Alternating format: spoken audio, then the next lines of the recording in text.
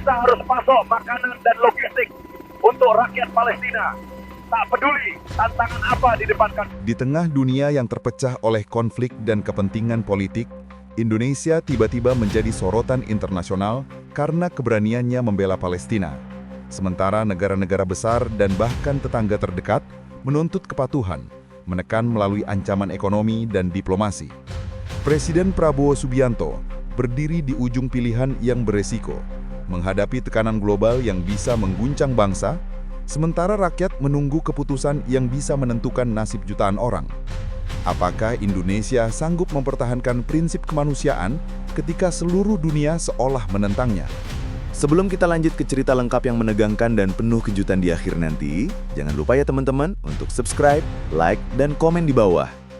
Tulis juga, kalian nonton dari kota mana aja, biar kita bisa saling kenal.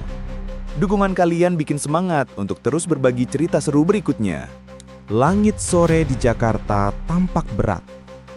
Awan menggantung pekat di atas Istana Merdeka, seolah ikut menyimpan beban dunia yang sedang bergejolak. Dari kejauhan, suara azan maghrib menggema, bersahutan dengan sirene kendaraan pengawal presiden yang baru saja memasuki gerbang istana. Di ruang kerja yang hening, Presiden Prabowo Subianto duduk tegak di balik meja kayu jati yang telah menjadi saksi banyak keputusan penting. Di hadapannya tergeletak sebuah amplop bersegel emas bertuliskan huruf Arab dan Inggris. Kairo, Konferensi Perdamaian Gaza. Surat itu datang siang tadi melalui jalur diplomatik khusus dari Kedutaan Mesir. Dunia tahu, perang kembali membara di Gaza. Kota itu, yang sudah lama menjadi luka terbuka bagi umat manusia, kini terbakar lagi oleh rudal dan bom yang tak mengenal belas kasihan. Namun, ada sesuatu yang berbeda kali ini. Bukan hanya Gaza yang memanas, tapi juga dunia diplomatik. Negara-negara mulai saling menuding, saling menyalahkan, dan mencari sekutu baru untuk memperkuat posisi politiknya. Prabowo menatap surat itu cukup lama. Tidak ada keraguan di matanya, tapi ada sesuatu yang lebih dalam dari sekedar keputusan politik. Ada panggilan hati nurani. Pak Presiden, undangan dari Mesir sudah diverifikasi. Mereka meminta kehadiran langsung Anda dalam konferensi puncak. Ujar Menteri Luar Negeri Retno Marsudi dengan nada tenang tapi tegas. Ia berdiri di seberang meja, membawa map berisi rincian agenda dan daftar negara peserta. Prabowo mengangguk pelan. Negara-negara yang hadir siapa saja? Tanyanya.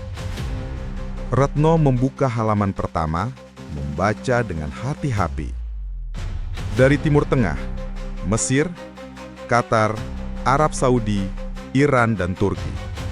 Dari Barat, Amerika Serikat, Inggris, Prancis, Jerman, dan Uni Eropa. Dari Asia, Tiongkok, Jepang, India, dan Indonesia. Ia berhenti sejenak sebelum melanjutkan dengan nada ragu. Namun, Malaysia tidak ada dalam daftar undangan. Ruangan itu seketika menjadi sunyi. Hanya terdengar detik jam dinding yang berdetak pelan, seperti menghitung waktu menuju peristiwa besar. Prabowo menatap Retno dalam diam. Tidak diundang? Tanyanya dengan nada pelan, namun penuh makna. Retno mengangguk. Benar, Pak. Tidak ada nama Malaysia di daftar resmi. Tidak ada juga Singapura, tapi absennya Malaysia akan jadi sorotan besar. Saya yakin media sosial akan ramai. Prabowo menarik napas panjang. Ia tahu benar bagaimana sensitifnya hubungan dua negara serumpun itu. Malaysia dan Indonesia selalu terikat oleh sejarah, budaya, dan persaudaraan, namun juga sering terguncang oleh ego dan nasionalisme masing-masing.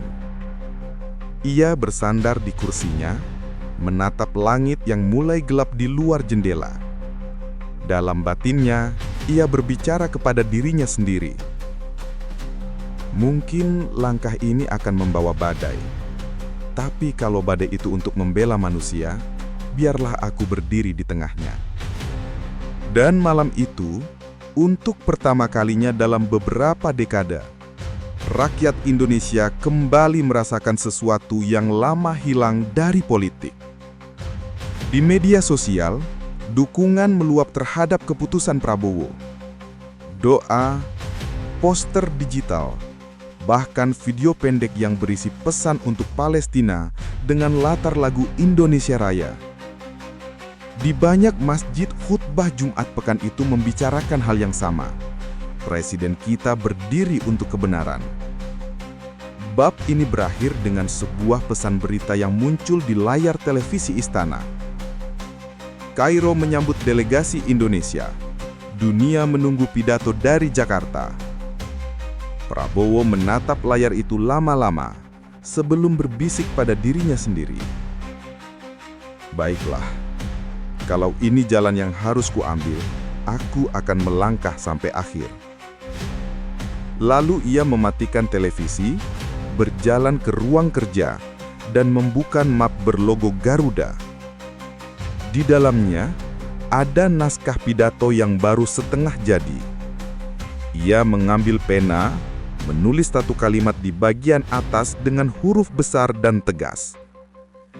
Kemanusiaan tidak memilih agama, negara, atau kepentingan.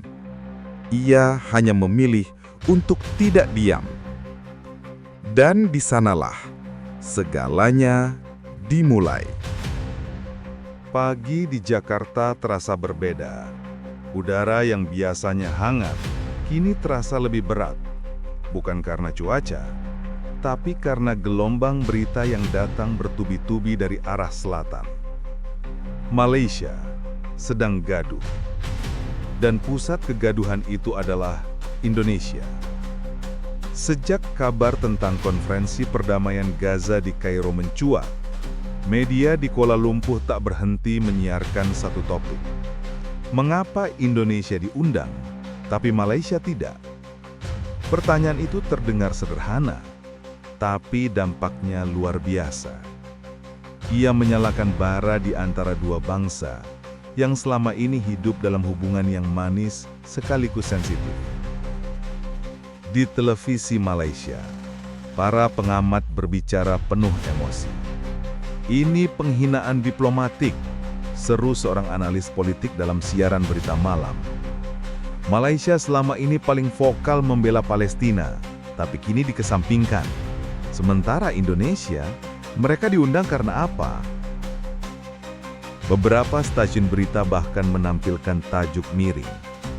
Indonesia bermain politik di atas derita Gaza.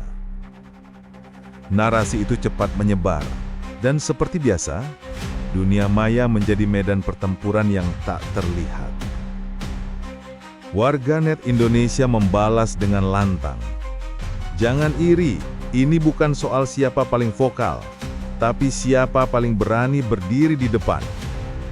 Yang lain menulis, kalau benar peduli, datang saja tanpa undangan. Palestina tidak butuh simbol, mereka butuh aksi. Sementara di sisi lain, akun-akun Malaysia menulis dengan nada kecewa. Bukan iri, tapi ini jelas keputusan yang tidak adil. Kami juga membela Gaza sejak dulu. Mengapa kami dikesampingkan? Tagar, kenapa Malaysia tidak, tetap bertengger di puncak trending. Kini bersanding dengan tagar baru dari Indonesia. Indonesia untuk Palestina. Di Istana Merdeka, Prabowo menerima laporan dari kantor staf presiden. Tumpukan berita dari berbagai media luar negeri dan clipping digital dari media sosial diserahkan di atas meja. Semua bernada sama. Ada riak besar yang mulai bergerak dari selatan. Prabowo membaca perlahan satu persatu. Tatapannya tenang. Tapi dari cara tangannya meremas ujung kertas, semua tahu. ia tidak sedang tenang di dalam. Bapak, ujar sekretaris kabinet, situasi ini bisa berkembang jadi masalah diplomatik. Sebagian media Malaysia menuduh kita sengaja mencari sorotan. Mereka merasa ditinggalkan. Prabowo menutup berkas itu. Ia bersandar, menatap keluar jendela yang menampakkan halaman istana dengan bendera merah putih yang berkibar setengah malas di angin. Ia berbicara pelan, tapi setiap katanya seperti menggores ruangan. Kita tidak pernah meninggalkan siapapun. Kita hanya melangkah ketika dunia diam. Retno Marsudi yang duduk di sisi kanan meja mengangguk pelan. Kami sudah menghubungi Kementerian Luar Negeri Malaysia, Pak. Kami sampaikan bahwa Indonesia hadir di Kairo bukan untuk tampil menonjol, tapi untuk menyuarakan kemanusiaan. Mereka mengerti, tapi tekanan publik di sana tinggi. Prabowo menghela nafas. Itu bukan kemarahan, itu rasa tersisih. Tapi jika niat kita benar, waktu akan menjelaskan semuanya. Namun waktu tidak selalu bekerja cepat. Beberapa jam kemudian, pernyataan keras datang dari seorang politisi oposisi Malaysia. Dalam wawancara yang disiarkan secara langsung, ia berkata, Indonesia ingin mencuri panggung. Mereka tahu isu Gaza menyentuh hati umat Islam dan mereka ingin jadi pahlawan regional. Tapi dunia tahu siapa sebenarnya yang paling dulu membela Palestina. Kalimat itu menyulit api baru. Media internasional menulis judul sensasional. Hubungan Indonesia-Malaysia memanas di tengah krisis Gaza. Kantor berita Reuters bahkan menyoroti dinamika ASEAN yang disebut tidak solid dalam isu kemanusiaan. Beberapa pengamat menilai, keputusan Mesir untuk tidak mengundang Malaysia bisa menandakan perubahan besar dalam diplomasi regional.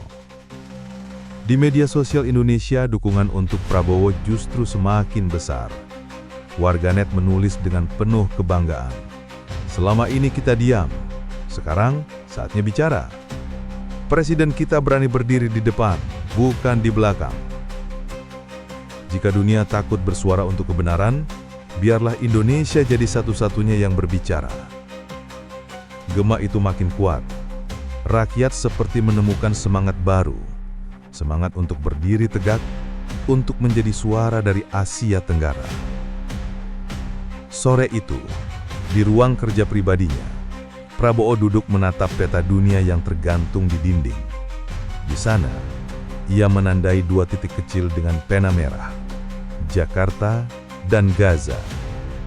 Jaraknya jauh, tapi di pikirannya, keduanya kini terasa sangat dekat, terhubung oleh nasib dan kemanusiaan. Menteri Sekretaris Negara masuk dengan langkah hati-hati. Pak Presiden, wartawan dari Al Jazeera meminta wawancara eksklusif. Mereka ingin tahu bagaimana posisi Indonesia sebenarnya di konferensi nanti. Prabowo diam saat, lalu menjawab singkat. Kita jawab setelah saya sampai di Kairo, biarkan dunia menunggu. Ia berdiri, berjalan ke arah jendela, lalu menatap langit yang mulai berwarna oranye. Kadang diam, lebih keras dari 1000 pernyataan. Gumamnya. Namun dalam diamnya itu, badai justru semakin membesar di luar sana. Di Kuala Lumpur, ribuan orang menggelar aksi di depan gedung parlemen. Mereka menuntut penjelasan dari pemerintah mengapa Malaysia tidak diundang. Spanduk bertuliskan, "Kami juga bersama Gaza," berkibar di tengah hujan gerimis. Sementara itu, di Indonesia, suasana berbanding terbalik. Doa bersama digelar di masjid-masjid. Anak-anak sekolah menulis surat untuk anak-anak Palestina. Poster bertuliskan, "Indonesia untuk Kemanusiaan," menempel di banyak dinding kota. Media asing mulai menyebut Indonesia sebagai pemimpin moral baru dari Asia Tenggara. Namun pujian itu juga datang dengan peringatan halus. Langkah berani Indonesia bisa mengubah keseimbangan diplomatik regional. Retno membawa berita itu kepada Prabowo malamnya. "Pak, dunia mulai memperhatikan kita, tapi sebagian diplomat menilai kita terlalu cepat melangkah. Mereka khawatir jika konferensi gagal, Indonesia akan ikut terseret." Prabowo menatap peta dunia itu lagi lama sekali, sebelum menjawab dengan suara rendah namun mantap. "Kalau langkah ini membuat dunia memandang Indonesia dengan mata yang berbeda, biarkan saja.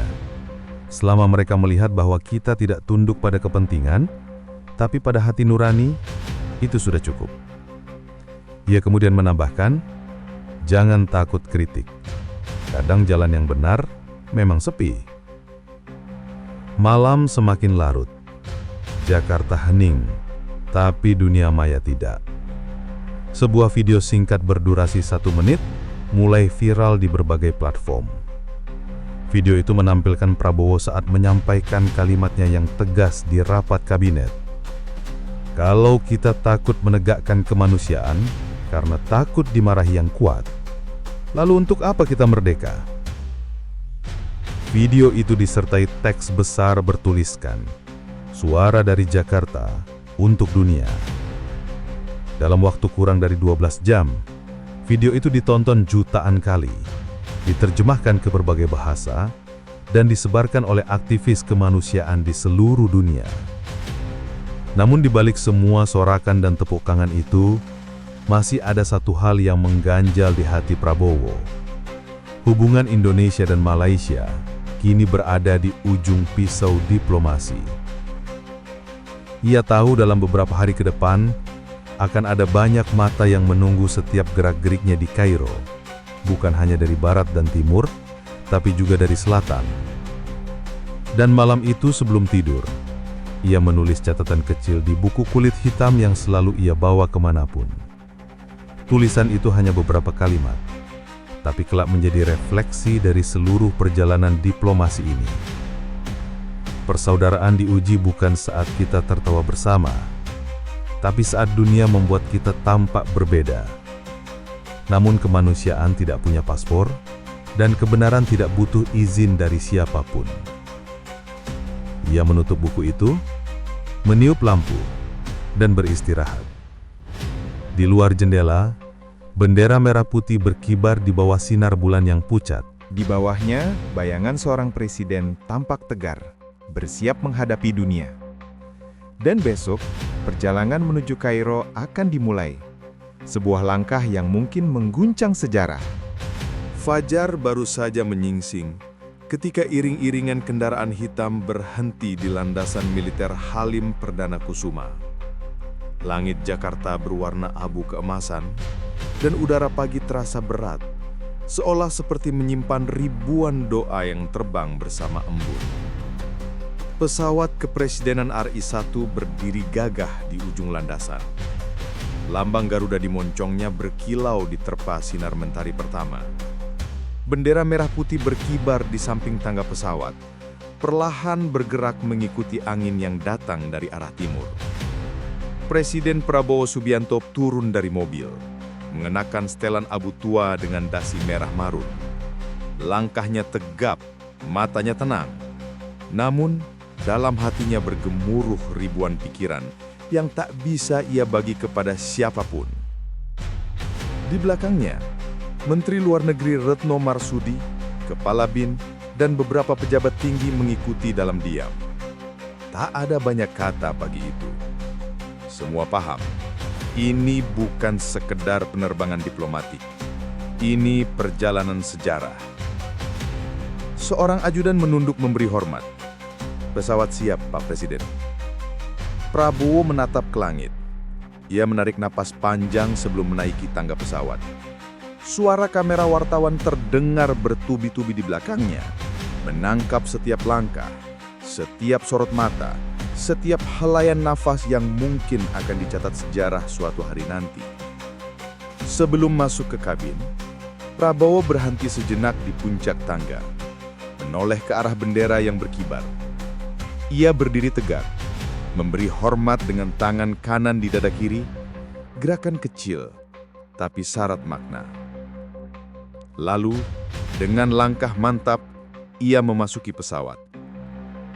Di dalam kabin, suasana hening. Hanya suara mesin yang bergetar lembut di latar.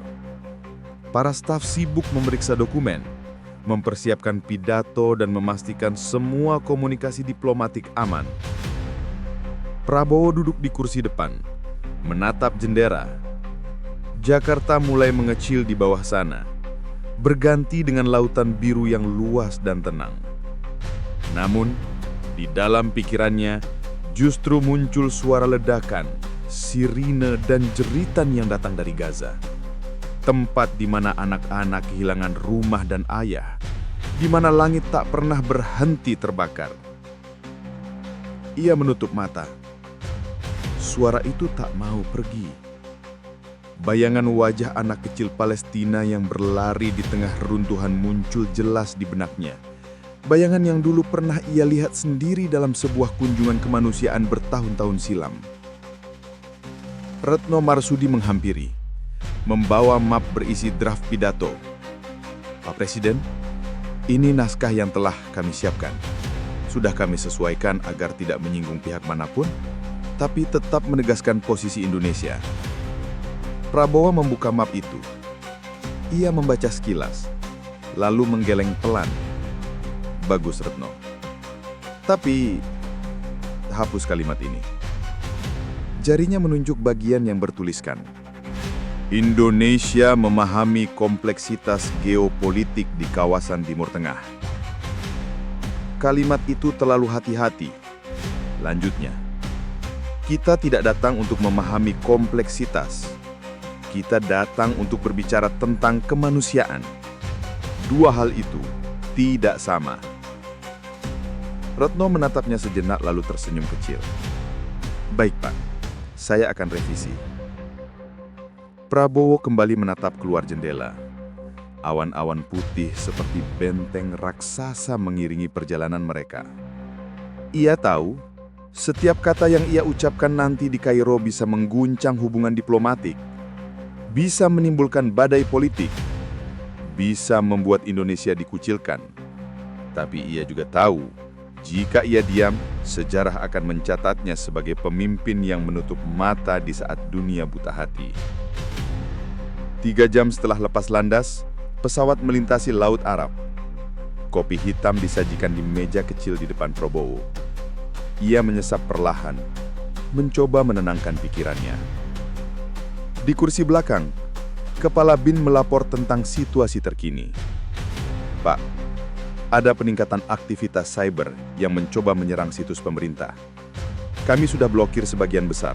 Tapi jelas ini reaksi dari kelompok yang tidak senang dengan posisi Indonesia. Prabowo hanya mengangguk.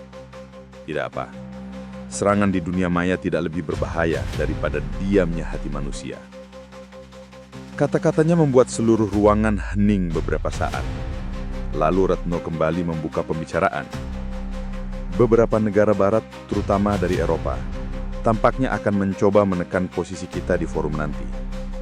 Mereka akan menggunakan isu ekonomi dan kerjasama pertahanan untuk membatasi pernyataan kita. Prabowo memutar cangkir kopinya pelan, lalu berkata, kalau mereka ingin membatasi suara kita, biarkan saja.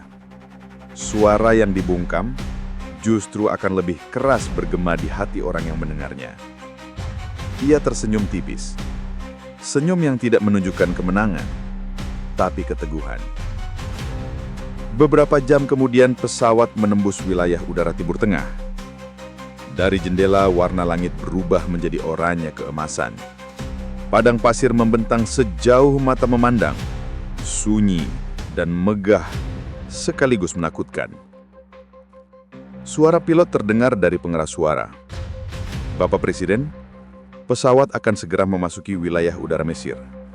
Kita akan mendarat di Kairo dalam waktu 30 menit. Prabowo menegakkan punggungnya. Retno menutup map terakhir dan mempersiapkan briefing akhir. Pak, ini jadwal Anda begitu tiba di Kairo. Presiden Mesir akan menyambut secara resmi di Istana Kuba. Setelah itu, malamnya akan ada jamuan makan bersama kepala negara. Sesi pleno utama akan digelar besok pagi. Prabowo menatap lembaran itu sekilas lalu meletakkannya di meja. Baik, tapi sebelum itu, saya ingin satu hal. Retno menatapnya bingung. Apa, Pak? Saya ingin mengunjungi rumah sakit pengungsi Palestina yang ada di Kairo. Sebelum bicara soal perdamaian di panggung, saya ingin melihat wajah mereka yang kehilangan kedamaian. Retno terdiam. Ia tahu, permintaan itu tidak tercantum dalam jadwal resmi. Tapi ia juga tahu, itulah Prabowo.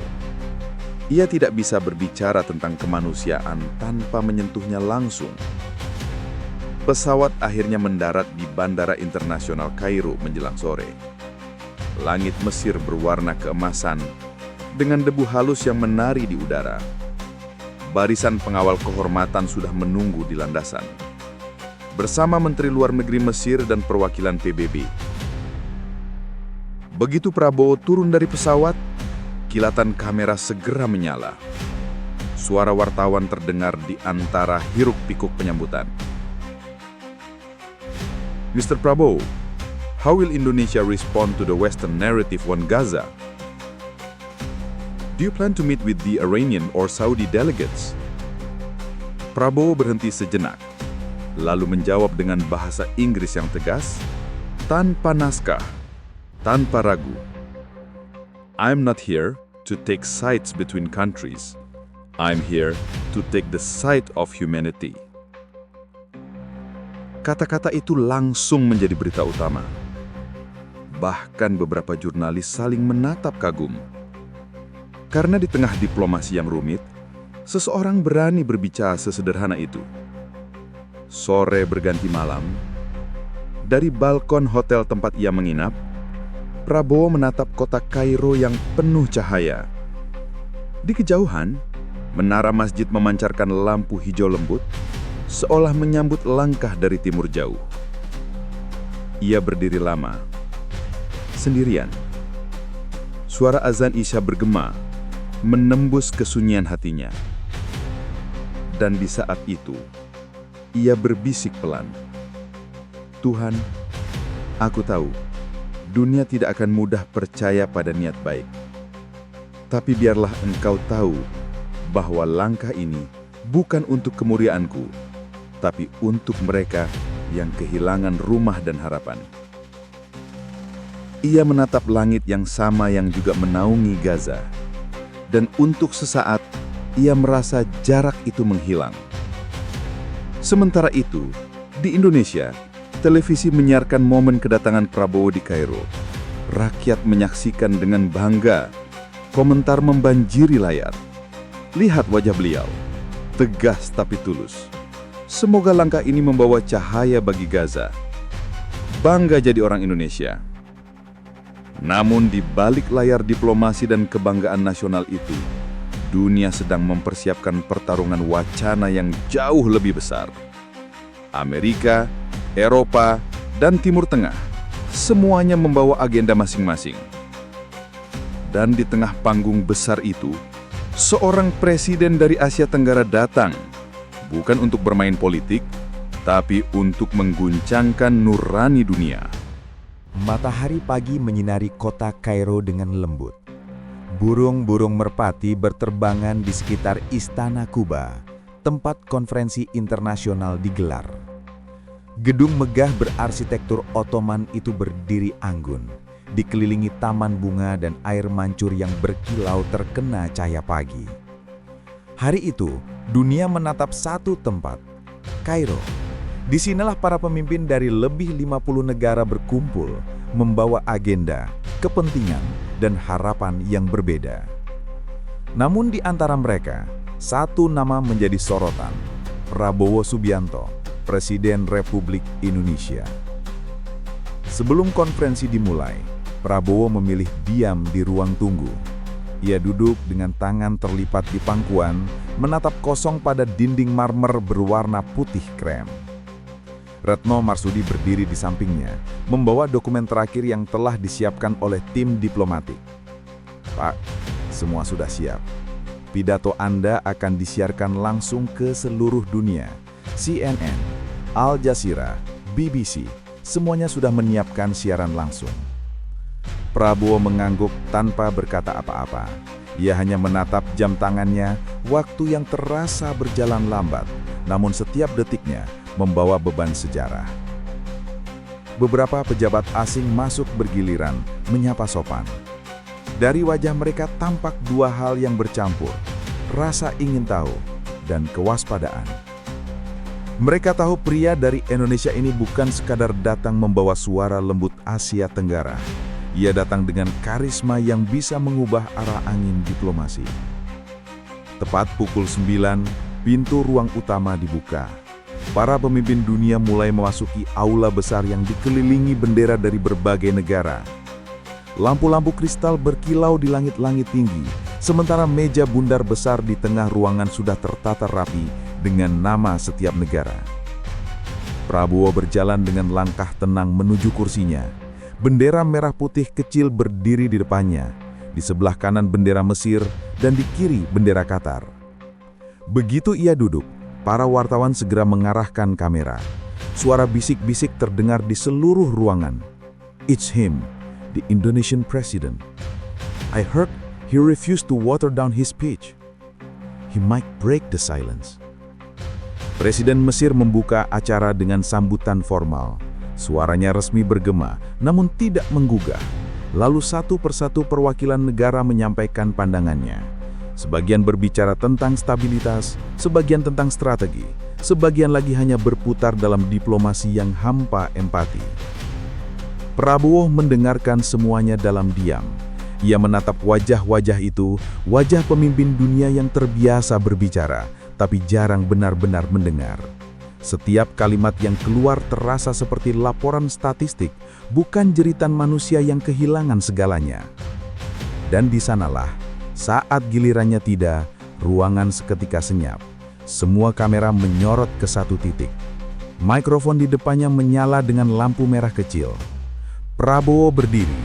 Ia tak bawa catatan, tak ada teks, tak ada layar prompter. Hanya dirinya dan keyakinan. Bismillahirrahmanirrahim, ucapnya perlahan. Suaranya dalam dan tenang. Saya berdiri di sini bukan hanya sebagai Presiden Republik Indonesia, tapi sebagai manusia yang tidak bisa lagi menutup mata terhadap penderitaan manusia lain. Ruangan langsung hening. Semua kepala menoleh. Bahasa Inggrisnya jelas, tegas, dan penuh tekanan emosional. Selama bertahun-tahun kita duduk di ruangan seperti ini. Kita berbicara tentang perdamaian, sementara dunia di luar terbakar. Kita membuat resolusi, sementara anak-anak di Gaza kehilangan ayah dan ibunya. Kita menulis pernyataan pers, sementara darah masih mengalir di jalanan. Beberapa delegasi tampak menunduk. Sebagian lainnya menatap tajam, merasa terusik. Prabowo berhenti sejenak, menatap langsung ke arah kamera. Tatapan itu menembus lensa dan menggetarkan hati jutaan penonton di luar sana. Saya tidak datang untuk menyalahkan siapapun, tapi saya datang untuk mengingatkan, tidak ada politik yang pantas jika dibangun di atas penderitaan manusia. Sorek kecil terdengar dari sisi delegasi Afrika. Namun Prabowo tetap tenang. Ia menambah, dunia kini dipenuhi oleh propaganda. Kita diajak memilih sisi. Tapi saya katakan di sini, Indonesia memilih sisi kemanusiaan. Kami tidak akan diam melihat anak-anak menjadi korban dengan alasan apapun di tanah manapun. Tepuk tangan mulai terdengar dari beberapa barisan, dimulai dari delegasi Palestina, lalu Mesir, lalu Qatar. Namun sebagian negara barat tetap diam, wajah mereka tegang. Prabowo menatap mereka dengan tatapan yang dalam, lalu menambahkan dengan nada yang lebih pelan, namun penuh makna. Kalian menyebut ini konflik, tapi bagi kami, ini adalah penderitaan yang nyata. Jika dunia terus menutup mata, maka generasi kita akan mewariskan kebencian, bukan perdamaian. Ia berhenti sejenak, menatap semua arah. Indonesia tidak punya senjata nuklir. Kami tidak punya kekuatan militer terbesar di dunia. Tapi kami punya satu hal yang tak bisa dibeli, keberanian untuk berkata benar. Tepuk tangan mulai membahana. Delegasi dari Afrika, Asia Selatan, bahkan Amerika Latin ikut berdiri. Namun Prabowo belum selesai. Saya ingin dunia mengerti, perdamaian bukanlah hasil dari tekanan, tapi hasil dari keadilan. Tidak akan ada perdamaian di Timur Tengah selama anak-anak Palestina tidak mendapatkan hak untuk hidup layak, belajar, dan bermimpi. Matanya berkaca-kaca, tapi suaranya tetap kokoh. Saya bukan diplomat.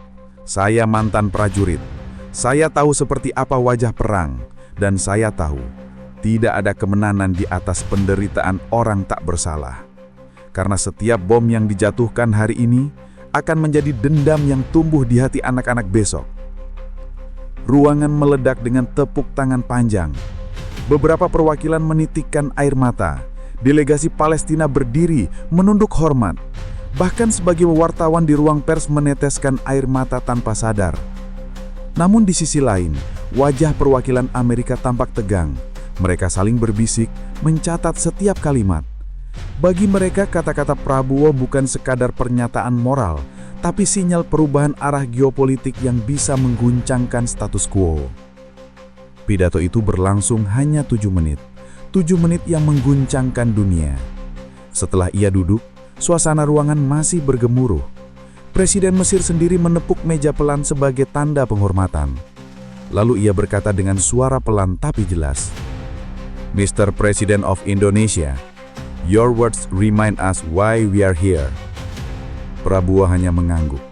Ia menatap meja, seolah tidak ingin larut dalam tepuk tangan. Bagi dirinya, bukan tepuk tangan yang penting, tapi kesadaran yang lahir di hati manusia setelahnya. Dan siaran langsung itu segera viral di seluruh dunia. #Voice from Jakarta, #Prabowo in Cairo, dan #Humanity First menjadi trending di media sosial internasional. Seorang warga Palestina menulis di X Twitter, "For the first time, I feel someone spoke for us, not as a nation, but as humans." Di Indonesia, jutaan rakyat menonton dengan bangga. Di pesan-pesan grup keluarga, di warung kopi, di televisi, semua orang membicarakan hal yang sama. Presiden kita berbicara dari hati. Malam itu Prabowo Subianto duduk di balkon hotel, ditemani secangkir teh min khas Mesir. Angin gurun berhembus pelan. Dari kejauhan, terdengar suara azan Isya dari Menara Al-Azhar. Ia menatap ke langit yang gelap lalu berbisik, "Aku sudah berbicara ya Allah. Sekarang biarlah Engkau yang mengetuk hati dunia." Dalam diam, Prabowo tahu perjuangan belum selesai. Pidatonya mungkin menggugah, tapi dunia masih penuh kepentingan. Namun ia juga tahu, kata-kata yang lahir dari hati akan selalu menemukan jalannya sendiri. Dan malam itu, di bawah langit Kairo yang tenang, seorang presiden dari timur jauh telah menyalakan kembali api kemanusiaan di hati dunia yang hampir padam. Angin gurun masih berembus hangat di Kairo pagi itu. Namun suasana di hotel tempat delegasi Indonesia menginap terasa berat. Seperti langit yang menahan badai. Pidato Prabowo semalam telah menjadi bahan pembicaraan dunia. Siaran televisi, berita daring, hingga forum diplomatik tak berhenti membahasnya. Sebagian memujinya sebagai suara moral baru dari Asia Tenggara. Namun sebagian lain, terutama dari Barat, menilainya terlalu berani, bahkan beresiko. Pagi itu, Retno Marsudi berjalan cepat menuju ruang rapat di lantai 10. Di tangannya, ia membawa map tebal berisi ringkasan laporan dari berbagai kedutaan besar. Begitu pintu terbuka, Prabowo sudah duduk menunggu, mengenakan kemeja putih polos dan celana kaki. Wajahnya tenang, tapi tatapannya tajam, seperti seorang prajurit yang tahu badai sedang menuju. "Pak Presiden, ujar Retno pelan. Ini laporan terbaru dari Washington, London, dan Brussels. Ia meletakkan map itu di meja. Sejak pidato Bapak tadi malam, mereka mengadakan rapat darurat. Beberapa menyebut pernyataan Indonesia menantang posisi Barat dalam isu Gaza. Prabowo mengangguk pelan, seolah sudah menduganya. Dan tanyanya datar. Retno membuka halaman kedua. Amerika Serikat menunda jadwal kunjungan dagang. Uni Eropa menunda pembicaraan ekspor minyak sawit. Media mereka juga mulai menyerang citra Indonesia, menuding bahwa pidato Bapak memihak satu pihak secara emosional. Prabowo seternyum tipis. Saya memang berpihak pada manusia yang tidak bisa membela dirinya. Retno menunduk. Ada keheningan singkat di antara keduanya. Dia tahu, di balik ketenangan presiden, ada keyakinan yang tak bisa digoyahkan. Namun dia juga tahu, dunia tidak bergerak dengan hati, melainkan dengan kepentingan. Beberapa jam kemudian, telepon khusus kepresidenan berdering. Panggilan dari Duta Besar Amerika Serikat untuk Indonesia. Retno yang menerima, namun segera memberikan telepon itu pada Presiden.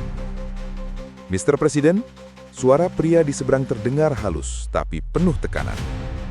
Washington menghargai sikap Indonesia, tapi kami khawatir pesan Anda bisa memperrumit upaya diplomasi yang sedang kami jalankan di wilayah tersebut. Prabowo menjawab dengan tenang. Diplomasi tidak akan berhasil jika tidak dimulai dari keberanian untuk menyebut penderitaan dengan nama yang sebenarnya. Pria di seberang terdiam beberapa detik, lalu berkata, "Kami berharap Indonesia tidak menjadi suara yang menghasut." Nada itu halus, tapi ancamannya nyata. Prabowo membalas dengan lembut, namun menohok. Kalau menyuarakan kemanusiaan disebut hasutan, maka dunia ini sudah terlalu sakit untuk disembuhkan. Lalu ia menutup panggilan itu tanpa basa-basi. Retno menatapnya khawatir. "Pak, mereka bisa menggunakan tekanan ekonomi atau diplomatik." Prabowo menatap keluar jendela, di mana sinar matahari Kairo menembus tirai tebal. "Tekanan datang dan pergi, Budatlo," katanya pelan. "Tapi integritas, kalau sudah hilang, tidak akan pernah kembali." Sore harinya, berita mulai muncul di berbagai media internasional. CNN menulis, Indonesia's President challenges the West on Gaza. BBC menulis, Jakarta's moral stand raises diplomatic tension. Sementara di media sosial, muncul dua kubu besar. Satu mendukung keberanian Prabowo, satu lagi menuduh Indonesia terlalu campur tangan. Namun di tengah semua hiruk-pikuk itu, sebuah kabar mengejutkan datang dari Asia Tenggara sendiri. Pemerintah Malaysia mengeluarkan pernyataan resmi. "Kami menghargai langkah Indonesia, tapi kami juga menyesalkan bahwa negara kami tidak diundang dalam konferensi tersebut. Malaysia tetap teguh mendukung Palestina dengan cara kami sendiri." Pernyataan itu memicu reaksi berantai di media. Banyak rakyat Malaysia merasa tersisih, sementara rakyat Indonesia bangga karena menjadi wakil Asia Tenggara di forum dunia. Tapi Prabowo memandang situasi itu berbeda. "Jangan biarkan perbedaan undangan memecah kita," katanya dalam konferensi pers kecil di Kairo. "Indonesia dan Malaysia tetap saudara. Ini bukan tentang siapa yang diundang, tapi siapa yang benar-benar peduli." Kalimat itu, meski sederhana, menyejukkan banyak hati, namun juga menambah sorotan terhadap dirinya. Kini bukan hanya Barat yang memperhatikan, tapi juga Asia, Timur Tengah, dan Afrika. Semua ingin tahu, sampai sejauh mana Indonesia akan melangkah. Malam itu, Prabowo menerima kunjungan pribadi dari Menteri Luar Negeri Qatar. Pria berusia sekitar 50 tahun itu datang dengan senyum hangat, membawa map berisi draft kesepakatan awal gencatan senjata. "Your speech opened many doors," katanya. "Even countries that were silent before now begin to talk again." Prabowo mengangguk membaca sekilas draft itu. Namun matanya berhenti di satu baris. "Ceasefire proposal pending approval from major allies." Ia mengangkat wajahnya. "Major allies? Siapa yang dimaksud?" "Amerika dan Inggris," jawab menteri itu dengan jujur. Tanpa restu mereka, kesepakatan ini hanya kertas kosong. Prabowo terdiam lama. Ia menutup map itu perlahan, lalu berkata pelan, "Kalau perdamaian harus menunggu izin dari mereka yang menjual senjata, maka dunia memang sudah lupa artinya nurani." Menteri Qatar menunduk hormat. Ia tidak menjawab karena ia tahu Prabowo tidak sedang berbicara padanya, melainkan pada seluruh sistem yang busuk itu. Beberapa jam kemudian, sebuah email rahasia masuk ke kantor Kedutaan Besar Indonesia di Mesir. Pengirimnya anonim, tapi jelas berasal dari jaringan diplomatik Eropa. Pesannya singkat, "Tell your president to calm down. The world doesn't need another hero." Ketika laporan itu sampai ke tangan Retno, ia menyerahkannya langsung ke Prabowo. Ia menatapnya dengan khawatir, namun Presiden hanya tersenyum samar. Dunia tidak butuh pahlawan, tapi dunia butuh orang yang berani, tidak takut. Ia kemudian berdiri, berjalan ke jendela hotel, menatap ke arah barat, di mana mentari Kairo perlahan tenggelam di balik piramida. Cahaya jingganya memantul di wajahnya, menciptakan bayangan yang tenang tapi tegas. "Retno, besok kita pulang, tapi bukan untuk istirahat. Kita akan mulai membangun sesuatu." "Bangun apa, Pak?" Ia menatap jauh, seolah melihat masa depan yang belum ada. Sebuah poros, suara baru Asia Tenggara. Kita tidak hanya bisa jadi penonton lagi. Dunia perlu tahu, bangsa di selatan pun bisa berdiri sendiri. Retno terdiam. Ia tahu malam itu bukan sekedar akhir dari konferensi. Itu adalah awal dari sesuatu yang jauh lebih besar. Sesuatu yang akan menggoncangkan dunia diplomasi dalam waktu dekat. Ketika malam semakin larut, Prabowo menulis di buku catatannya, kalimat yang sederhana namun syarat makna. Kebenaran tanpa keberanian hanyalah doa yang tak pernah sampai. Ia menutup buku itu, meniup lilin di meja, dan menatap langit Kairo untuk terakhir kalinya sebelum keberangkatan. Di luar sana, dunia sedang bersiap untuk menekan Indonesia. Namun di hatinya, ia justru merasa lebih ringan. Karena dalam setiap perjuangan, hanya dua hal yang pasti, tekanan dari luar dan keteguhan dari dalam. Dan malam itu, keteguhan itulah yang menjadikan Indonesia tetap berdiri walau badai sudah mulai berputar di cakrawala. Pesawat kepresidenan Garuda Indonesia mendarat di Bandara Halim Perdana Kusuma menjelang tengah malam. Hujan baru saja reda, menyisakan aroma tanah basah yang sejuk dan menenangkan. Namun di balik kesejukan itu, ada sesuatu yang berbeda. Suasana Jakarta terasa berat, seolah langit tahu badai yang sesungguhnya belum dimulai. Presiden Prabowo Subianto turun dari tangga pesawat dengan langkah mantap. Ia menyapa para pejabat yang menyambutnya, tapi sorot matanya tampak jauh. Bukan ke tanah air yang disapanya, melainkan ke langit kelabu yang menyimpan tanda-tanda ancaman besar. Retno Marsudi berjalan di belakangnya, membawa beberapa berkas tebal dari Kairo. Mereka berdua sama-sama tahu, dunia sedang berubah cepat, dan Indonesia baru saja menyalakan api kecil yang membuat banyak mata terbelalak. Keesokan paginya, suasana di Istana Merdeka jauh dari tenang. Media lokal dan internasional memadati halaman istana, berebut untuk menanyakan hal yang sama. Apakah Indonesia siap menghadapi konsekuensi pidato Prabowo di Kairo? Apakah Indonesia akan tetap mendukung Palestina meski dikritik Barat? Namun, sementara media sibuk di luar pagar, di dalam istana, rapat darurat telah dimulai. Semua menteri hadir, termasuk Menteri Keuangan, Menteri Luar Negeri, dan Kepala BIN. Raut wajah mereka serius, sebagian bahkan gelisah. Retno membuka rapat dengan laporan singkat. Pak Presiden, sejak 3 hari terakhir, beberapa negara barat melakukan langkah-langkah yang tidak biasa. Ia berhenti sejenak, menatap semua yang hadir sebelum melanjutkan. Amerika Serikat menunda proyek kerjasama militer. Uni Eropa memperketat aturan ekspor sawit. Beberapa bank internasional bahkan menunda transfer dana investasi ke Indonesia. Suara gemerisik kursi terdengar. Beberapa menteri mulai berbisik pelan. Wajah mereka tampak khawatir. Menteri Keuangan angkat bicara. Suaranya datar tapi menahan cemas.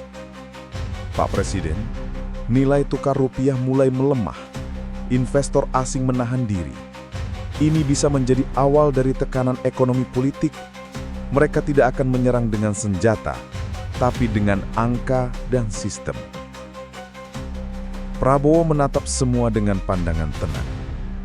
Ia mengetukkan jarinya di meja kayu jati itu pelan, ritmis, seolah menandai sesuatu dalam pikirannya.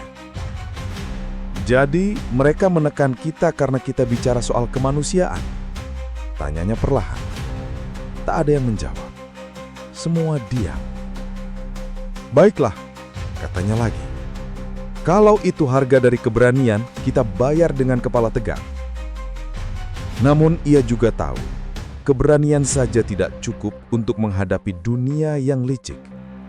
Maka ia menoleh pada Kepala BIN. Bagaimana reaksi mereka di belakang layar? Kepala BIN membuka laptopnya, menampilkan laporan rahasia. Pak, dari pantauan intelijen, Washington kini memantau semua aktivitas diplomasi kita. Mereka khawatir Indonesia sedang membangun poros baru dengan negara-negara Timur Tengah dan Asia Selatan. Dan apakah itu salah? Tanya Prabowo sambil tersenyum tipis. Kepala BIN menunduk sedikit. Tidak salah, Pak. Tapi bagi mereka, itu ancaman. Hari-hari berikutnya tekanan mulai terasa nyata. Beberapa diplomat Indonesia di luar negeri mengeluh karena mendapat perlakuan dingin dari pejabat-pejabat Barat.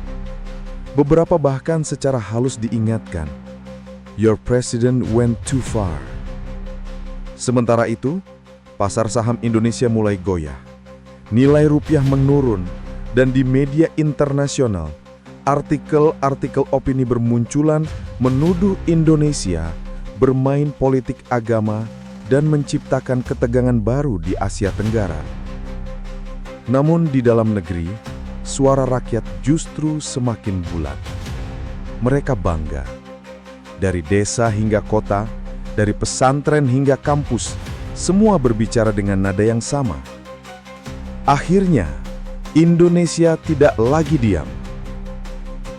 Spanduk dukungan bermunculan, bersama Palestina, bersama kemanusiaan. Di media sosial, tagar #Indonesia untuk Palestina menjadi trending selama berhari-hari. Namun kebanggaan itu tak bisa menahan realitas ekonomi yang mulai bergetar. Harga minyak naik, nilai impor terhambat, dan beberapa perusahaan asing mulai menunda kerjasama. Dan di balik semua itu, bayangan dari Washington semakin panjang. Suatu malam, Prabowo menerima panggilan pribadi dari Sekretaris Jenderal Perserikatan Bangsa-Bangsa. Nada suaranya sopan, tapi syarat makna diplomatik yang rumit. Mr. President, dunia mengagumi keberanian Anda. Tapi Anda sendiri tahu, kata-kata bisa memicu konsekuensi yang besar. Kami mendapat tekanan dari beberapa negara anggota untuk memperhatikan langkah Indonesia dengan hati-hati. Prabowo menjawab dengan nada yang tenang tapi tegas. Yang seharusnya diperhatikan bukan Indonesia, tapi mereka yang menembak anak-anak di sekolah dan menyebutnya pertahanan diri. Ucapan itu membuat ujung telepon hening beberapa detik. Suaranya kemudian berubah lebih formal. Saya harap Indonesia tidak akan bertindak di luar jalur diplomatik. Prabowo menjawab tanpa ragu. Selama dunia tetap diam terhadap penderitaan, diplomasi tidak akan punya arti. Ia menutup telepon itu pelan, lalu menatap langit malam Jakarta dari jendela kantornya. Hujan mulai turun. Rinainya jatuh perlahan ke kaca jendela, menciptakan gema yang menyatu dengan pikirannya sendiri. Beberapa hari kemudian, surat resmi dari Kementerian Luar Negeri Amerika Serikat tiba. Surat itu dibawa langsung oleh duta besar mereka ke istana. Isinya singkat, namun penuh tekanan tersirat. Kami menghormati posisi Indonesia dalam isu Gaza, tapi kami mengingatkan bahwa hubungan bilateral kami bergantung pada sikap yang seimbang dan menghormati konsensus internasional. Kata menghormati dalam surat itu terdengar seperti ancaman terselubung. Namun Prabowo hanya tersenyum saat membacanya. Ia menulis balasan dengan tangannya sendiri. Hanya satu kalimat. Kami menghormati siapapun yang menghormati kemanusiaan. Surat itu dikirim malam itu juga, tanpa penundaan. Keesokan harinya, dalam rapat tertutup, beberapa menteri kembali menyuarakan kekhawatiran. Pak, ekonomi kita mulai tertekan, kata Menteri Keuangan dengan nada serius. Kalau situasi ini berlanjut, bisa berdampak pada harga bahan pokok dan stabilitas pasar. Prabowo mendengarkan dengan seksama. Ia tahu setiap kata itu benar. Tapi ia juga tahu setiap perjuangan punya harga. Tidak apa-apa kalau ekonomi kita sedikit goyah. Tapi jangan sampai jiwa bangsa ini ikut goyah. Rapat itu berakhir tanpa tepuk tangan. Tapi semua yang hadir keluar dengan mata yang lebih yakin. Mereka tahu pemimpin mereka tidak akan mundur. Namun malam itu, di ruang kerjanya, Prabowo akhirnya duduk sendiri dalam keheningan. Di depan meja kayu itu, hanya ada lampu kecil yang menerangi catatan tangannya. Ia menulis perlahan. Mereka takut pada kebenaran, bukan karena kebenaran itu salah, tapi karena kebenaran bisa menggugah hati yang sudah lama tertidur. Ia menatap tulisan itu lama-lama, lalu tersenyum samar, menutup buku itu, dan berbisik. Baiklah, Washington, kalau ini permainan kalian, mari kita lihat siapa yang lebih sabar, kekuasaan atau hati nurani. Di luar sana, langit Jakarta kembali berawan. Petir berkilat di kejauhan, memantulkan cahaya di gedung-gedung tinggi. Badai besar belum datang, tapi semua tahu, bayangannya sudah menutupi langit Indonesia. 3 minggu setelah konferensi Kairo, langit politik dunia berubah drastis. Negara-negara besar mulai menyusun langkah-langkah balasan, bukan dengan senjata, tapi dengan strategi yang lebih halus. Lebih mematikan ekonomi dan opini publik. Dan Indonesia kini menjadi panggung utama dalam permainan itu. Jakarta, pagi hari, istana tampak tenang dari luar. Tapi di dalamnya, krisis mulai menggigit perlahan. Rapat kabinet darurat kembali digelar. Semua mata tertuju pada layar besar di depan ruangan, menampilkan grafik nilai tukar rupiah yang terus menurun. Dalam 2 hari terakhir, investor asing menarik lebih dari $2 miliar dari pasar. Lapor Menteri Keuangan dengan suara berat. Pasar saham tertekan, harga bahan bakar mulai naik, dan media luar negeri menulis bahwa Indonesia akan mengalami krisis politik dalam waktu dekat. Prabowo duduk tenang, ia mendengarkan tanpa menyela. Namun tangannya menggenggam pena di atas meja, menandakan pikirannya sedang bekerja keras. Retno Marsudi menimpali. Beberapa kedutaan besar negara barat sudah mulai membatasi pertemuan dengan diplomat kita. Ada indikasi mereka sedang menyiapkan pernyataan bersama, menekan Indonesia agar menarik pernyataan dukungan terhadap Palestina. Prabowo menatap Retno tajam. Menarik dukungan. Untuk menyenangkan siapa? Mereka yang membunuh anak-anak. Suara presiden meninggi. Beberapa menteri terdiam. Suasana ruangan menegang. Pak, mereka tidak akan menyerang secara langsung, ujar Kepala BIN pelan. Tapi mereka bisa membuat rakyat kita melawan pemerintah sendiri. Dan benar saja, dalam hitungan hari, media internasional dan akun-akun besar di media sosial mulai menggiring opini. Judul-judul berita bermunculan. Indonesia gagal jaga stabilitas setelah pidato Kairo. Prabowo Subianto mempertaruhkan ekonomi demi simbolisme politik. Investor lari, rakyat akan bayar harga. Berita-berita itu membanjiri jagat maya. Sebagian besar disebarkan dari luar negeri, tapi dengan narasi yang diarahkan untuk menimbulkan keraguan di dalam negeri. Beberapa influencer lokal pun, entah sadar atau tidak, mulai mengulang narasi itu. Sementara itu, di jalan-jalan ibu kota, antrean panjang mulai terlihat di SPBU. Harga barang kebutuhan naik perlahan. Dan di balik keramaian itu, ada kekuatan tak terlihat yang sedang bekerja. Suatu malam, Kepala BIN datang ke istana tanpa pemberitahuan. Ia membawa map hitam dengan segel merah, tanda bahwa ini bukan laporan biasa. Pak Presiden, katanya dengan nada rendah, kami menemukan bukti bahwa beberapa lembaga keuangan internasional sengaja menahan aliran dana untuk proyek-proyek kita. Bahkan, beberapa kontrak ekspor mendadak dibatalkan tanpa alasan jelas. Prabowo menatapnya dalam. Maksudnya, ini sabotase ekonomi? Iya, Pak. Tapi halus. Mereka tidak akan mengakuinya. Mereka ingin membuat tekanan dari bawah agar rakyat sendiri menekan Bapak untuk mundur dari sikap pro-Palestina. Prabowo terdiam lama. Di luar jendela, suara hujan terdengar pelan seperti detik waktu yang menghitung setiap keputusan besar yang akan ia ambil. Akhirnya ia berkata lirik, tapi tegas. Kalau ini perang tak terlihat, maka kita lawan dengan hati yang terlihat, dengan ketulusan, dengan kejujuran. Kepala BIN mengangguk pelan. Ia tahu kalimat itu bukan sekadar retorika. Itu pernyataan perang.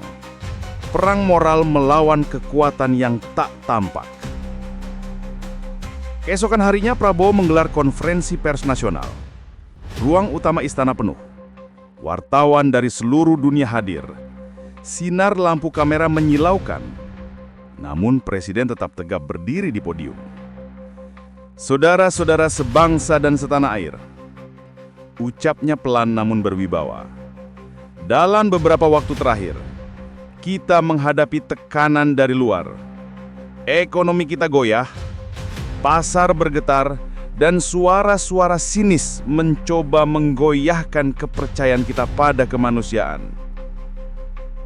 Ia berhenti sejenak, menatap langsung ke arah kamera. Tapi izinkan saya bertanya, apakah nilai kemanusiaan hanya berlaku saat tidak mengganggu kepentingan ekonomi? Ruangan hening. Setiap kalimatnya terasa seperti pukulan ke dada mereka yang mendengar. Kita tidak menentang siapapun. Kita hanya menentang ketidakadilan. Dan kalau dunia menganggap itu salah, maka biarlah sejarah yang menilai. Suaranya meninggi sedikit, bergetar oleh emosi. Bangsa kita bukan negara besar dalam senjata, tapi kita besar dalam hati. Dan selama hati ini berpihak pada kebenaran, tidak ada tekanan yang bisa membuat Indonesia tunduk. Tepuk tangan membahana. Beberapa wartawan bahkan ikut berdiri. Namun di luar ruangan, di balik layar, dunia barat mencatat setiap kata dan menganggapnya sebagai pernyataan tantangan. Beberapa hari setelah itu, tekanan meningkat lebih keras. Nilai ekspor ke Eropa turun tajam. Pengiriman logistik tertahan di pelabuhan-pelabuhan internasional tanpa penjelasan. Dan di dunia maya, muncul gerakan hashtag boykot produk Indonesia yang berasal dari luar negeri. Namun di dalam negeri, justru sebaliknya. Rakyat bersatu, mahasiswa turun ke jalan, bukan untuk memprotes pemerintah, tapi untuk mendukungnya. Mereka membawa bendera merah putih dan spanduk bertuliskan, "Kalau dunia menekan kita karena kebenaran, maka kita akan berdiri lebih kuat." Di tengah lautan massa itu, suara lantang menggema di kota. "Hidup Indonesia! Hidup Palestina!" Gema itu mengguncangkan ibu kota. Dan malam itu, Prabowo berdiri di balkon istana, menatap lautan manusia yang bersatu karena keyakinan. Matanya berkaca-kaca. Ia tahu, ini bukan sekadar dukungan politik. Ini adalah roh bangsa yang kembali bangkit. Namun badai belum selesai. Saat euforia rakyat menguat, datang laporan baru dari luar negeri. Kepala BIN kembali datang membawa kabar buruk. "Pak Presiden, intelijen kami mendeteksi adanya pertemuan rahasia antara beberapa pejabat tinggi dari negara-negara barat. Mereka mempertimbangkan untuk menekan Indonesia melalui jalur diplomatik PBB, bahkan mungkin melalui embargo terbatas." Prabowo tidak menjawab. Ia menatap jauh keluar jendela, ke arah langit yang mendung. "Jadi ini sudah sejauh itu?" Gumamnya pelan. Retno yang duduk di sampingnya menatap dengan wajah temas. "Pak, kalau benar mereka lakukan embargo, itu bisa mengguncangkan ekonomi kita." Prabowo menarik nafas panjang. "Kalau mereka mau mematikan kita karena kita membela kemanusiaan, maka biarlah kita mati dengan bermartabat." Ia berdiri perlahan, lalu berjalan menuju peta besar dunia yang tergantung di dinding. Tangannya menunjuk 2 titik, Jakarta dan Gaza. Kita jauh, tapi hati kita dekat. Dan tidak ada kekuatan manapun yang bisa memisahkan hati yang dekat dengan penderitaan manusia lain. Malam itu Prabowo menulis catatan pribadi di buku kecilnya. Tulisannya tajam, namun ada kehangatan di baliknya. Mereka menyerang dengan data, uang, dan propaganda. Tapi mereka lupa, manusia tidak hidup dari ketakutan. Kita hidup dari keyakinan. Ia menutup buku itu perlahan, lalu menatap keluar jendela. Petir menyambar di kejauhan, terang, menyilaukan, namun cepat menghilang. Dan ia tahu, badai sesungguhnya baru akan datang di hari-hari berikutnya. Langit Jakarta tampak kelabu. Awan menggulung berat di atas gedung-gedung tinggi, seolah menandakan badai besar yang tak hanya turun dari langit, tapi juga dari arah dunia luar. Dalam waktu singkat, Indonesia menjadi pusat perhatian global. Namun kali ini, bukan karena kekaguman, melainkan karena keteguhan yang dianggap membahayakan tatanan internasional. Di Istana Merdeka, suasana pagi itu mencekam. Para menteri berkumpul dengan wajah tegang. Suara kipas angin ruangan terdengar nyaring, seolah menjadi satu-satunya yang berani berbicara di tengah diam yang berat. "Pak Presiden," ujar Retno Marsudi dengan suara lirih, "resolusi darurat telah diajukan di Dewan Keamanan PBB. Mereka menuduh Indonesia mengancam stabilitas diplomatik dan melanggar prinsip netralitas." Semua mata menatap ke arah Prabowo. Ia tidak langsung merespons, hanya diam, menatap layar besar di hadapannya, menampilkan tayangan rapat Dewan Keamanan secara langsung dari New York. Perwakilan negara-negara barat berbicara dengan nada tinggi. Kata-kata seperti radikal, provokatif, dan memecah belah kawasan mulai terdengar. Sementara, kursi untuk Indonesia masih kosong. Retno menatap layar itu dengan mata berkaca. "Pak, mereka bahkan tidak memberi kita kesempatan bicara." Prabowo menarik napas dalam. "Kalau suara kita dibungkam di ruang diplomasi, maka biarlah dunia mendengar dari suara rakyat kita sendiri." Ia menoleh ke arah kepala BIN. Berapa lama lagi sebelum efek ekonomi mencapai puncak? Kepala BIN menunduk. wajahnya serius. Mungkin hanya beberapa hari, Pak. Jika embargo benar-benar disahkan, pasokan impor bahan bakar dan alat kesehatan akan tersendat. Sementara itu, di luar istana, Jakarta mulai bergolak. Harga bahan pokok naik, antrian di SPBU mengular panjang hingga berjam-jam. Media sosial penuh dengan perdebatan. Sebagian menyalahkan pemerintah, sebagian lainnya justru semakin mendukung langkah presiden. Namun, di tengah kekacauan itu, ada yang berbeda. Rakyat kecil tetap tabah. Di pinggiran kota, ibu-ibu menggelar doa bersama. Di pesantren-pesantren, para santri mengumandangkan doa untuk presiden mereka. Dan di setiap musola, nama Palestina disebut dalam setiap sujud. Mereka tahu, perjuangan ini bukan sekadar politik luar negeri. Ini soal harga diri dan nurani. Sore harinya, Prabowo menerima panggilan mendesak dari presiden sebuah negara besar di Eropa. Nada suaranya diplomatis, tapi tajam seperti pisau yang disembunyikan di balik senyum. Mr. Presiden, kami menghormati semangat Anda, tapi Anda harus memahami, dunia ini berjalan dengan keseimbangan kepentingan. Tidak semua bisa diselesaikan dengan idealisme. Prabowo menatap lurus ke depan, menahan emosi. Ia menjawab dengan nada datar tapi penuh makna. Saya tidak bicara soal idealisme. Saya bicara soal nurani. Kalau dunia kehilangan itu, maka kita semua sudah kalah, bahkan sebelum perang dimulai. Lawan bicaranya terdiam, lalu berkata dingin, "Kalau begitu, jangan salahkan kami jika Anda menanggung akibatnya." Sambungan terputus. Suara klik telepon itu bergema di ruangan, panjang, menyakitkan. Prabowo menatap keluar jendela.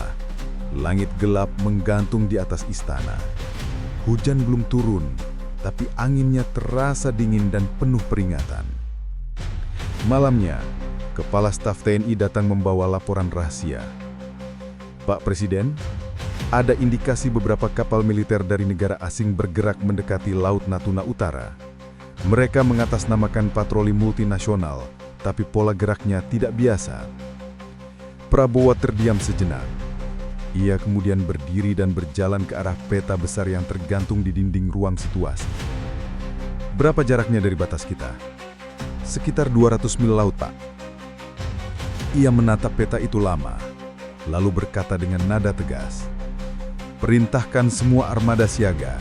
Jangan ada provokasi, tapi jangan juga mundur 1 inci." Suasana ruangan menegang.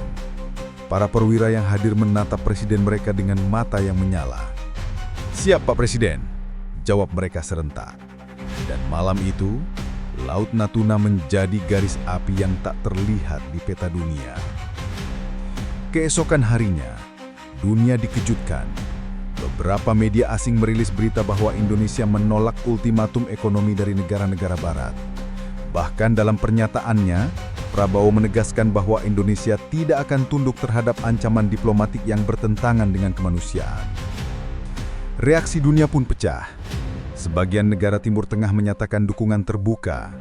Turki, Qatar, dan Mesir mengirimkan sinyal kerjasama ekonomi dan logistik baru untuk membantu Indonesia. Namun dari sisi lain, tekanan Amerika Serikat semakin keras. Surat resmi dikirim ke Kementerian Luar Negeri Indonesia. Isinya singkat, dingin, penuh ancaman tersirat. Setiap tindakan Indonesia yang dianggap melanggar konsensus internasional akan berdampak pada hubungan ekonomi dan militer ke depan. Retno membaca surat itu dengan tangan bergetar. Ia tahu, ini bukan lagi sekadar ancaman politik. Ini adalah paksaan terselubung. Sementara itu, di dalam negeri, Prabowo mulai merasakan beratnya tanggung jawab. Di ruang kerjanya yang sunyi, ia duduk sendiri menatap foto lama, foto dirinya bersama para prajurit TNI di perbatasan. Ia teringat masa lalu, masa ketika ia berjanji bahwa jika suatu hari ia memimpin bangsa ini, maka ia akan menegakkan kehormatan Indonesia, meski seluruh dunia menertawakannya. Air matanya menetes perlahan, namun ia segera menghapusnya. Pemimpin tidak boleh lemah, gumamnya pelan. Kalau saya goyah, maka seluruh bangsa ini akan ikut runtuh. Ia menatap langit malam dari jendela. Awan hitam berarak disertai petir yang menyambar di kejauhan. Langit tampak marah, tapi juga indah, seperti cermin dari pergulatan batinnya sendiri. Beberapa hari kemudian, tekanan mencapai puncak. Dewan Keamanan PBB secara resmi mengeluarkan resolusi yang membatasi hubungan ekonomi beberapa negara dengan Indonesia. Bursa Stak Asia terguncang. Nilai mata uang Indonesia turun tajam. Media internasional menulis, Indonesia melawan dunia. Namun, yang tidak mereka tulis adalah sesuatu yang lebih besar. Rakyat Indonesia berdiri bersama presidennya. Di seluruh pelosok negeri, aksi solidaritas bermunculan. Petani di Jawa, nelayan di Sulawesi, mahasiswa di Sumatera, semua bersuara satu. Kita tidak lapar karena keteguhan. Kita lapar kalau kehilangan kehormatan. Di malam ketegangan itu, Prabowo kembali mengumpulkan kabinetnya. Raut wajah semua orang tampak lelah, namun di mata mereka masih ada nyala kecil, harapan yang tak bisa dipadamkan. Saudara-saudara, ujar Prabowo dengan suara berat, kita sudah sampai di titik ini. Dunia menekan, ekonomi goyah, tapi hati rakyat kita tetap tegak. Maka malam ini, saya akan ambil keputusan yang akan mengguncangkan dunia. Semua menatapnya. Sunyi. Hanya suara detak jam yang terdengar. Prabowo berdiri tegak, lalu berkata, kita akan mengirim bantuan kemanusiaan langsung ke Gaza dengan bendera merah putih di lambung kapal, dan saya sendiri yang akan memimpin delegasi itu. Ruangan mendadak riuh. Retno terkejut. Pak, itu terlalu beresiko. Dunia sedang memantau kita. Kapal itu bisa ditahan atau bahkan diserang. Namun Prabowo hanya menatapnya dan berkata pelan, kalau dunia takut pada kebenaran, maka biarlah mereka berurusan dengan keberanian. Ia melangkah keluar dari ruangan, meninggalkan semua dalam keheningan yang dalam. Malam itu, di bawah langit gelap yang menggantung berat, Presiden Indonesia baru saja mengambil keputusan paling berani dalam sejarah diplomasi negeri ini. Langit tak lagi hanya mendung. Ia berdetar, seperti menahan sesuatu yang besar yang akan segera turun. Tekanan dari langit kini berubah menjadi ujian dari sejarah. Langit di atas Laut Merah tampak kelabu. Gulungan ombak tinggi memukul sisi kapal bantuan Indonesia yang berlayar perlahan menuju perairan Gaza. Di lambung kapal besar itu berkibar bendera merah putih, basah oleh hujan dan garam laut, tapi tetap tegak, seolah berkata pada dunia, kami tidak takut. Kapal itu bernama Garuda Nusantara, bukan kapal perang, melainkan kapal kemanusiaan. Di dalamnya penuh dengan logistik, obat-obatan, makanan, dan doa yang dititipkan jutaan rakyat Indonesia. Dan di dek utama, berdiri seorang pria dengan jas hitam, tatapannya tajam menembus kabut laut. Dialah Presiden Prabowo Subianto, pemimpin yang memilih jalan beresiko demi sesuatu yang lebih besar dari kekuasaan, kemanusiaan. Sebelum keberangkatan, dunia gempar. Banyak negara menolak memberi izin pelayaran. Beberapa bahkan menuduh Indonesia menantang tatanan global. Namun Prabowo menjawab dengan tegas dalam konferensi pers sebelum naik ke kapal. Kalau membantu orang yang menderita disebut provokasi, maka biarlah Indonesia menjadi provokator kemanusiaan. Ucapan itu menggema ke seluruh dunia. Ada yang kagum, ada yang mencemooh. Namun di tanah air, rakyat bersorak. Bandara penuh dengan relawan yang ingin ikut berlayar. Masjid-masjid penuh doa. Dan setiap rumah menyalakan lilin di malam keberangkatan. Tanda harapan untuk Gaza dan untuk Indonesia. Kini, Di tengah lautan luas, Prabowo berdiri di antara awak kapal dan relawan. Angin laut menerpa wajahnya, namun hatinya jauh lebih tenang dari siapapun di sana. Seorang perwira TNI AL mendekat. Pak Presiden, kapal patroli asing terdeteksi di radar. Jarak sekitar 80 mil laut. Prabowo menatap layar monitor. Titik-titik kecil bergerak cepat mendekat. Ia menarik nafas panjang. Pastikan bendera kita terlihat jelas, katanya tegas. Kita datang bukan untuk perang, tapi jangan biarkan mereka menganggap kita takut. Perwira itu memberi hormat. Siapa Presiden? Kapal pun terus berlayar, menembus badai dan tekanan internasional yang kian nyata. Beberapa jam kemudian, suara komunikasi radio terdengar di ruang kendali. Bahasa Inggris dengan nada tegas dan penuh peringatan. Unidentified vessel, you are approaching restricted waters. Identify yourself and change your course immediately. Petugas komunikasi menatap Presiden, menunggu perintah. Prabowo mengangguk. Jawab, katakan kita adalah kapal bantuan kemanusiaan dari Republik Indonesia. Tujuan, Gaza. Beberapa detik hening. Lalu suara dari radio itu terdengar lagi. Kali ini lebih keras. This area is under security enforcement. Turn around immediately, or we will take action. Ruangan hening. Semua mata tertuju pada Prabowo. Ia berjalan pelan ke arah mikrofon komunikasi, lalu menekan tombol transmisi dengan tangannya sendiri. Suaranya tenang, tapi tajam seperti baja. Ini Presiden Republik Indonesia. Kami membawa makanan dan obat untuk anak-anak yang kelaparan. Kalau Anda menganggap kemanusiaan itu ancaman, maka tembaklah kami. Tapi ketahuilah, Anda bukan menembak musuh, tapi menembak nurani dunia. Radio terdiam. Semua orang di ruangan itu menatapnya, sebagian dengan air mata di mata mereka. Suara ombak terdengar semakin keras, seolah laut pun menahan nafas. Dan beberapa menit kemudian, suara dari radio itu kembali terdengar. Kali ini lebih pelan, seperti menahan rasa malu. Garuda Nusantara, you may proceed. We will monitor your movement. Prabowo menatap laut di depan. Bibirnya tersenyum tipis. Ia tahu, barusan, dunia baru saja tunduk bukan pada senjata, tapi pada keberanian moral. Namun ujian belum selesai. Malam itu, badai besar datang. Awan hitam menggulung, kilat menyambar tanpa henti, dan gelombang menghantam kapal seperti raksasa laut yang mengamuk. Kapal miring beberapa derajat. Lampu-lampu berkelap-kelip. Suara mesin berderak keras. Pak Presiden, kita harus berbalik arah. Kalau terus maju, kapal bisa terbalik. Prabowo berpegangan pada pagar besi di dek. Matanya menatap badai di depan. Wajahnya basah oleh hujan. Namun suaranya tegas. Tidak. Kalau kapal ini tenggelam, biarlah ia tenggelam di arah yang benar, bukan arah yang aman. Kalimat itu mengguncangkan semua yang mendengarnya. Para awak kapal saling menatap. Lalu satu persatu mereka berteriak, "Hidup Indonesia! Hidup Palestina!" Suara itu menembus badai, dan entah bagaimana, badai itu perlahan mulai reda.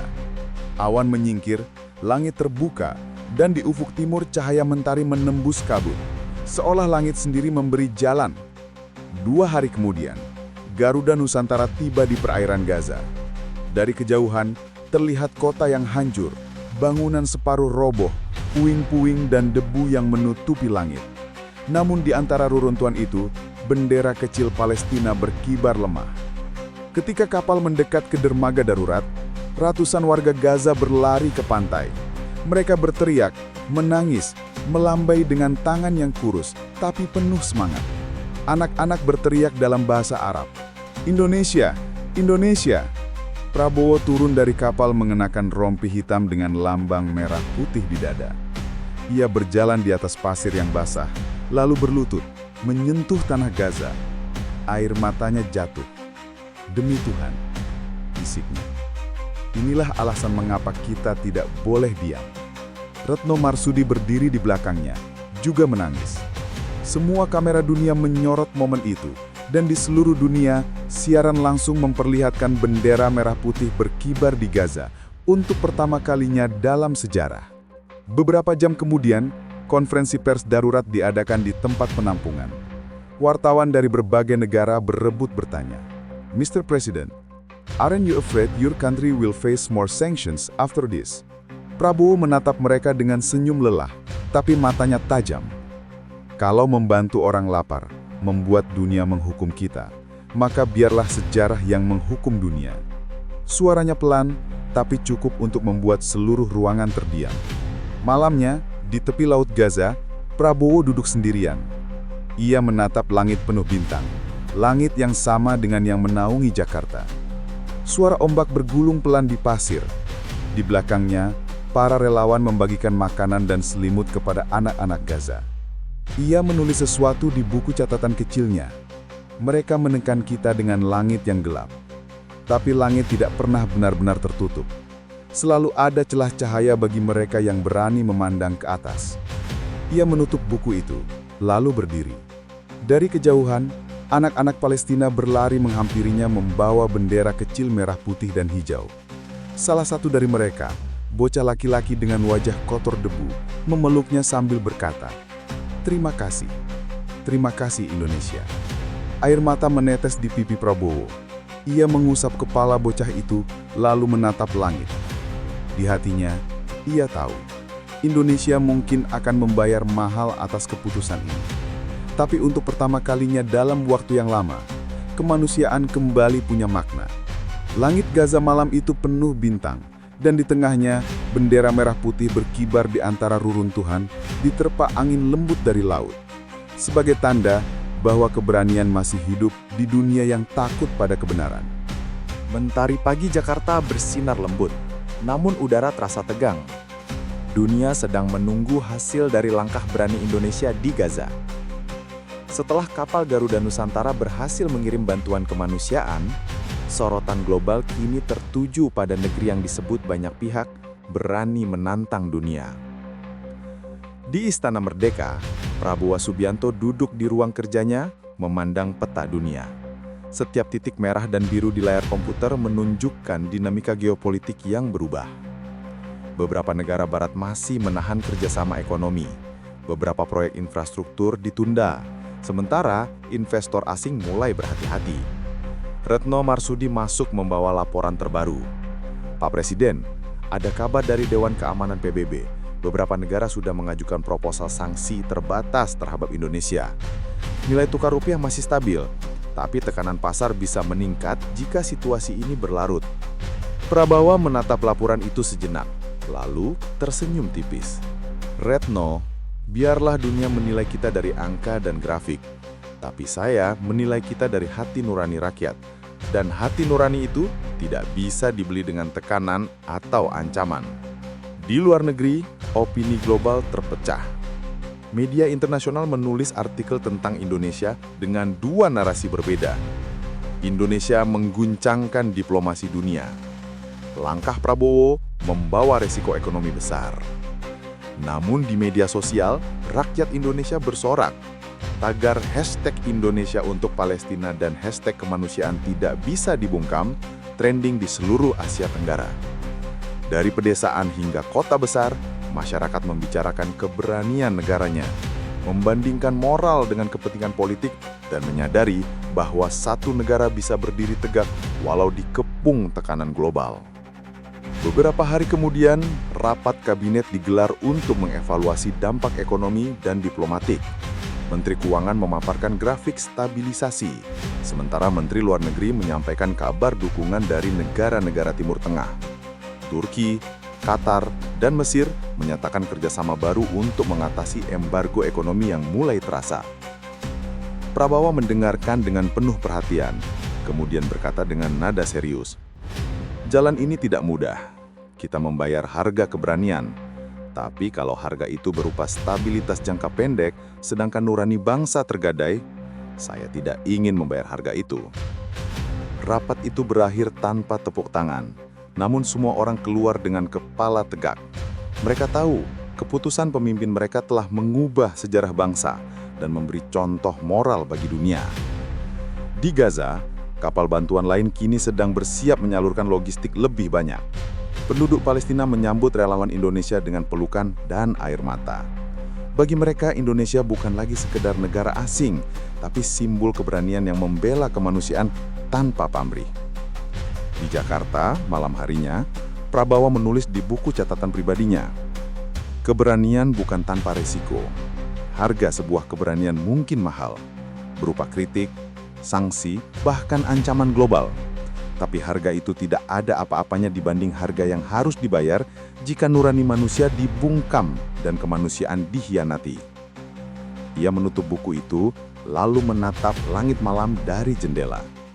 Bintang-bintang bersinar lembut, seolah memberikan pengakuan keberanian itu abadi walau dunia mencoba menutupnya dengan gelap. Hari-hari berikutnya, dunia mulai merespon secara perlahan. Beberapa negara barat mulai menurunkan nada kritiknya. Organisasi internasional menyadari bahwa langkah Indonesia menyalurkan bantuan kemanusiaan membawa dampak positif yang nyata bagi jutaan rakyat yang menderita. Reputasi Indonesia sebagai pemimpin moral Asia Tenggara pun semakin diperhitungkan. Di tanah air, rakyat menyambut kepulangan Prabowo dan rombongan delegasi dengan sorak-sorai. Anak-anak membawa spanduk, bendera merah putih berkibar, dan setiap wajah menunjukkan kebanggaan. Seorang ibu di antara kerumunan menangis sambil berkata, "Terima kasih Pak, Indonesia menunjukkan bahwa keberanian bukan tentang kekuatan, tapi tentang hati." Prabowo tersenyum, menundukkan kepala, menyadari bahwa keputusan yang ia ambil bukan sekedar politik. Itu adalah warisan moral bagi bangsa, bahwa Indonesia berdiri untuk kemanusiaan walau dunia menekan dan mempertaruhkan segalanya. Malam itu, Prabowo duduk di balkon istana menatap Jakarta yang tenang. Ia mengingat perjalanan panjang dari Kairo hingga Gaza. Banjir kritik, tekanan ekonomi, dan ancaman internasional telah datang silih berganti. Namun satu hal tetap teguh, prinsip kemanusiaan tidak tergoyahkan. Ia menulis kalimat terakhir di buku catatan pribadinya. Keberanian bukan tentang angka, politik, dan sanksi. Tapi sejarah dan nurani manusia akan menilainya dengan satu hal, keberanian yang berpihak pada kebenaran dan kemanusiaan. Dan untuk itu, Indonesia selalu siap membayar harga yang pantas. Angin malam berhembus pelan, membawa aroma laut dari selat yang jauh. Lampu-lampu kota Jakarta bersinar, menandakan kehidupan yang tetap berjalan walau dunia berubah cepat di luar sana. Di langit malam, bintang-bintang berkelap-kelip, seolah berkata, langit tak pernah tertutup bagi mereka yang berani berdiri untuk kebenaran. Terima kasih sudah menonton cerita ini sampai selesai. Semoga kalian terhibur dan bisa mengambil hikmahnya. Jangan lupa untuk subscribe, like, dan share agar cerita-cerita seru berikutnya bisa terus hadir untuk kalian semua.